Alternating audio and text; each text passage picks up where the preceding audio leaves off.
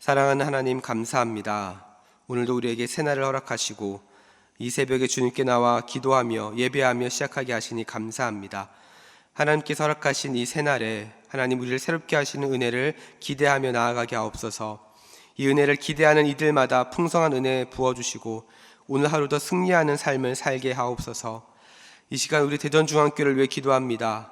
우리 교회 모든 사역을 붙잡아 주시고 모든 사역마다 풍성한 은혜를 맛보는 12월이 되게 하여 주옵소서. 그리하여 성령 충만하여 모든 영혼들이 살아나게 하시고 주님이 세우신 이 공동체가 서로 사랑으로 섬기며 복음의 진리를 담아내며 세상의 빛과 소금이 되는 공동체가 되게 하옵소서. 사랑하는 하나님, 이 나라를 불쌍히 여겨 주옵소서.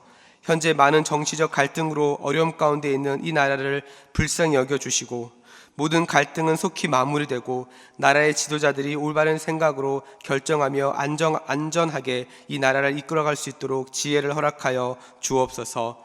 하나님, 이 시간 환우들을 위해 기도합니다. 육체적으로 영적으로 어려움 가운데 있는 모든 환우들을 붙잡아 주시고 그 성도들을 위로하시며 하나님의 능하신 손으로 모든 연약한 부분을 회복시켜 주옵소서. 그리하여 약할 때 강함 되시는 하나님을 경험하게 하시고 함께 돌보며 기도하는 가족들에게도 살아계신 하나님을 간증하는 시간 되게 하여 주시옵소서.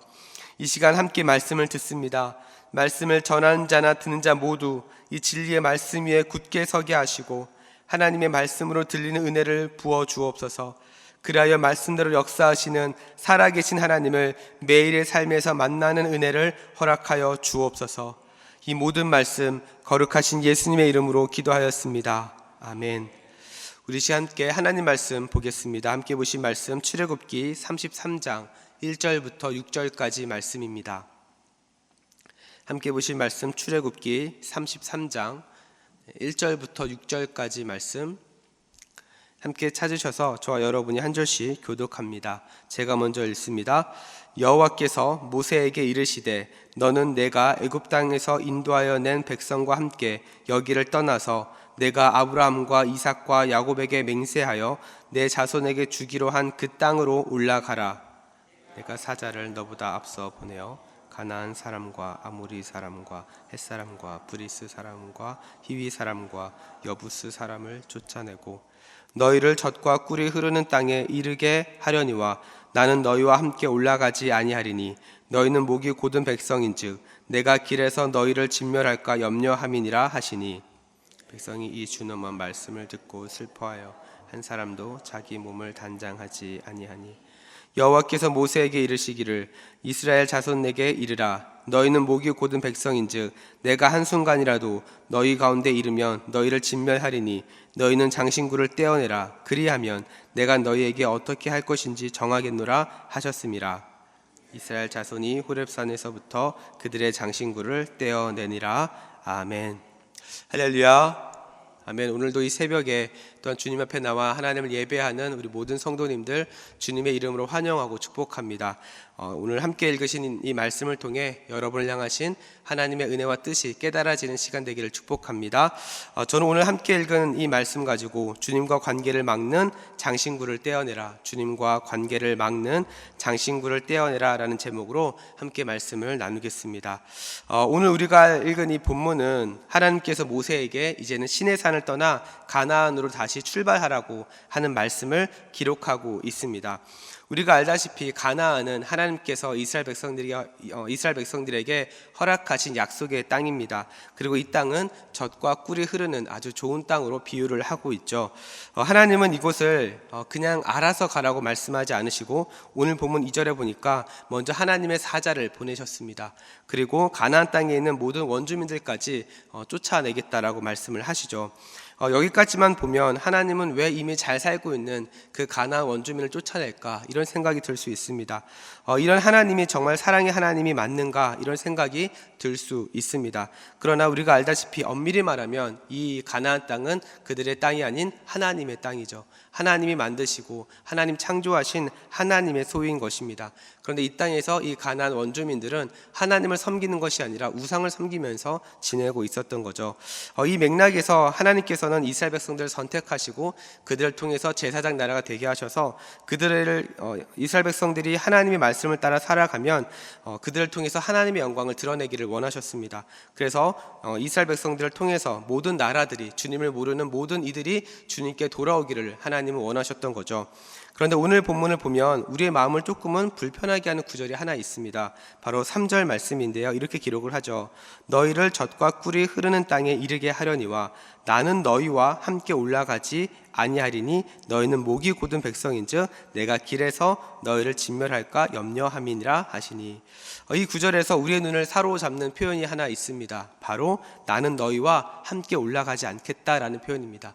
하나님께서 하나님의 사자도 보내주시고 또한 그곳에 사는 원주민들까지 다 정리해 주시겠다라고 말씀을 하시는데 나는 너희와 함께 가지 않겠다라고 지금 말씀을 하시는 겁니다.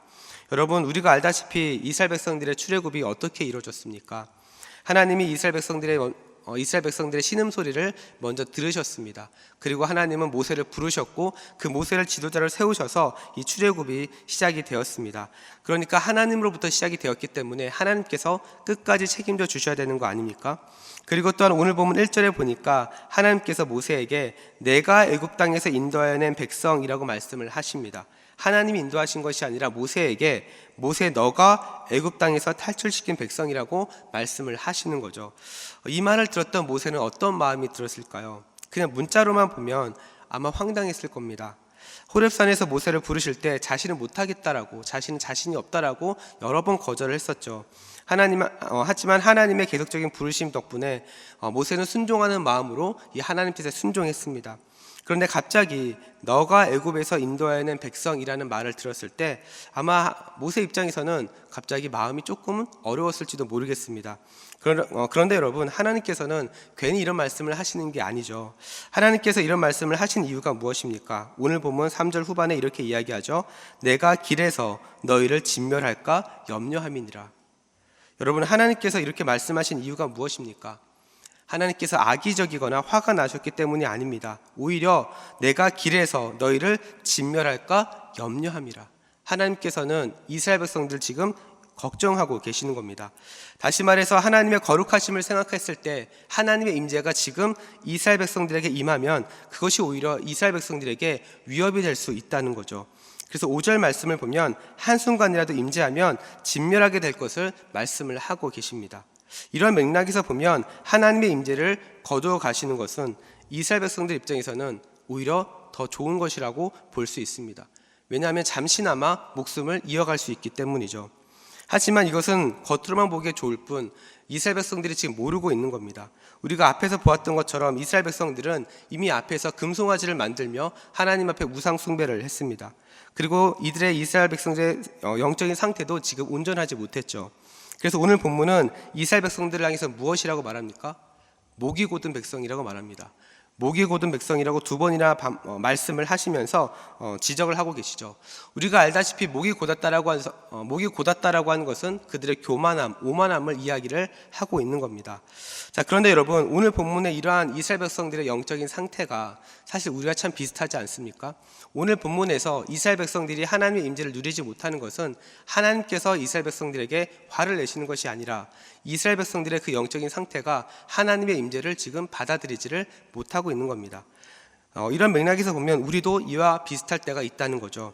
하나님께서 우리의 기도에 응답해 주시고 우리에게 은혜를 베풀어 주시지만 우리 또한 죄로 인해서 넘어질 때가 많습니다.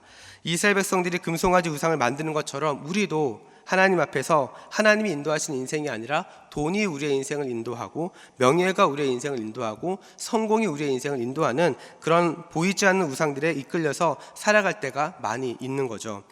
이러한 상태가 계속해서 지속되면 어떻게 될까요? 목이 고다집니다.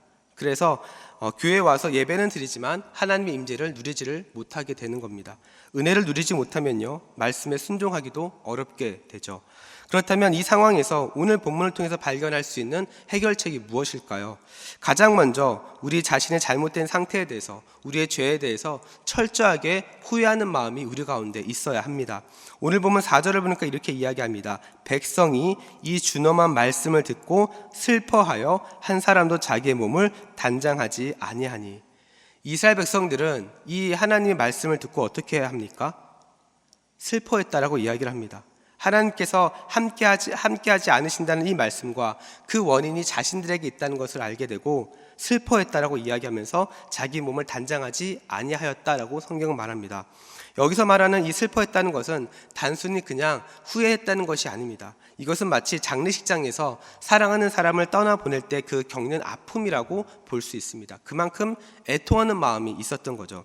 이스라엘 백성들은 그들의 마음 가운데 자신들의 잘못에 대한 후회, 그리고 영적으로 죽어있는 자신들의 상태, 그로 인해서 하나님과의 관계가 단절되어져 있는 이 상태를 보면서 지금 애통하고 있는 겁니다. 사랑하는 우리 성도 여러분, 여러분에게 질문 드립니다. 그렇다면 여러분은 여러분의 영적 상태를 보면서 애통하고 계십니까? 기도가 나오지 않을 때, 말씀이 들리지 않을 때, 하나님과 친밀함을 잃어버렸을 때 여러분의 마음은 어떠한 마음으로 하나님 앞에 나아가고 계신가요? 만약 여러분이 이러한 마음 가운데 이런 문제가 있음에도 불구하고 심령에 아무런 변화가 없다고 한다면 그것은 우리의 목이 고다 있기 때문입니다. 만약 여러분 가운데 이러한 상태에 있는 분이 계신다면 하나님과 친밀함을 빨리 회복하셔야 합니다. 그래야 은혜를 회복할 수 있고 예배를 회복할 수 있는 거죠. 오늘 보면 5절에서 하나님은 목이 굳어있는 상태에 있는 그 이스라엘 백성들이 회복할 수 있는 한 가지를 제안하십니다. 그것은 바로 자신의 장신구를 떼어내라는 겁니다. 여러분, 이것이 무슨 의미일까요? 본래 장신구는 자신을 조금 더 돋보이게 하는 액세서리 같은 겁니다.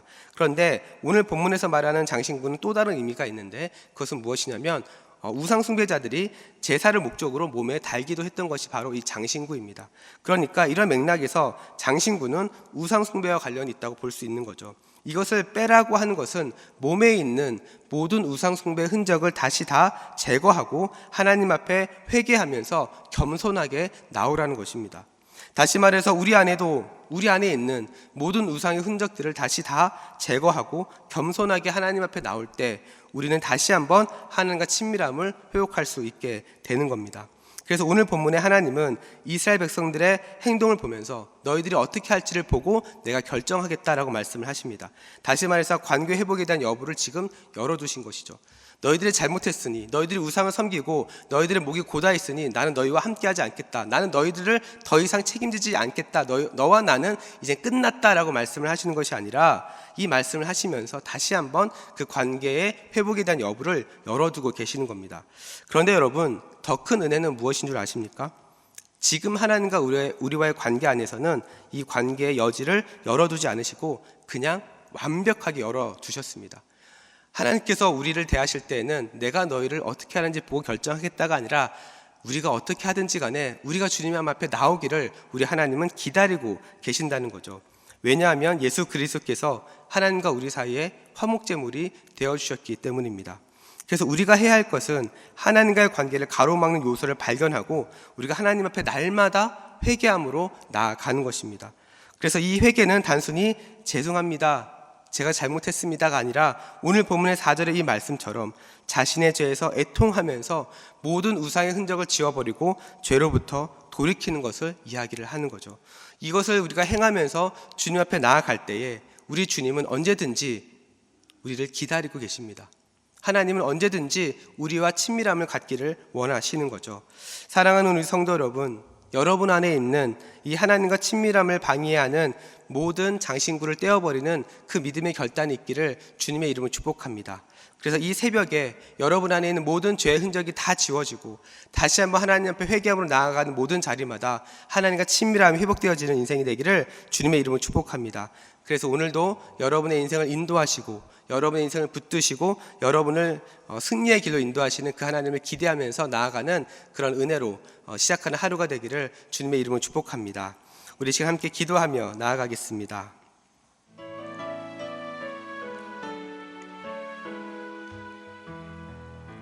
우리 시간 함께 기도하실 때 우리 함께 나눈 말씀 붙잡고 기도합시다. 이 시간 기도하실 때 하나님과 우리 사이를 가로막는 모든 우상의 흔적과 장신구를 제거하여 주시옵소서. 또한 죄에 대한 애통하는 마음을 주시고 같은 죄를 반복하여 짓지 않게 하시고 십자가의 보혈을 의지하는 모든 자리마다 우리를 용서하시고 우리를 용납하시는 하나님의 은혜를 누리게 하여 주시옵소서.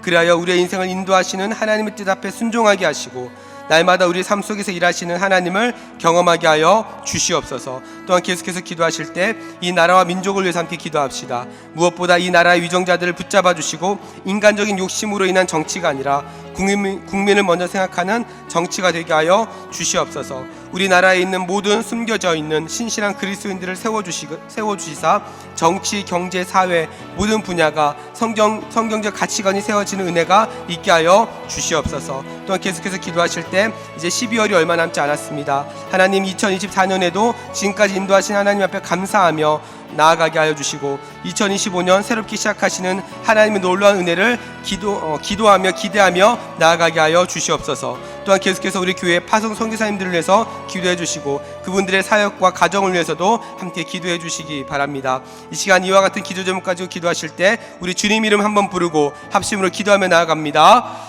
주여, 사랑과 은혜가 풍성하신 하나님 아버지 감사합니다. 오늘도 이 새벽에 또한 주님 앞에 나와 기도하며 이 하루를 시작하게 하시니 감사합니다. 하나님, 정말 하나님 앞에 나아가는 모든 자리마다 하나님의 은혜를 회복시켜 주시옵소서. 하나님과 우리 사이를 가로막고 있는 모든 우상의 흔적과 아버지 모든 세상의 모든 것들을 주님께서 제거하여 주시고 하나님, 우리의 심령 가운데 죄에 대한 애통하는 마음을 주시사 날마다 하나님 앞에 우리의 죄를 회복하며 아버지 회개하며 나아가게 하여 주시옵소서. 그리하여 같은 죄를 반복하여 짓지 않게 하시고 십자가의 보혈을 의지하며 나아가게 하여 주시옵소서. 그리하여 날마다 우리를 용서하시고 우리를 용납해 주시는 그 하나님의 은혜를 아버지 날마다 경험하게 하여 주시옵소서. 하나님과 친밀함을 아버지 잃어버리지 않게 하여 주시고 그 하나님과 친밀함이 무너져 있는 모든 성도들마다 하나님께서 은혜 베푸셔서 다시 한번 주님 앞에 나아가게 하시고 주님 앞에 나아가는 모든 자리마다 하나님께서 새롭게 하여 주시옵소서. 그리하여 우리의 인생을 인도하시는 그 하나님 뜻에 순종하게 하시고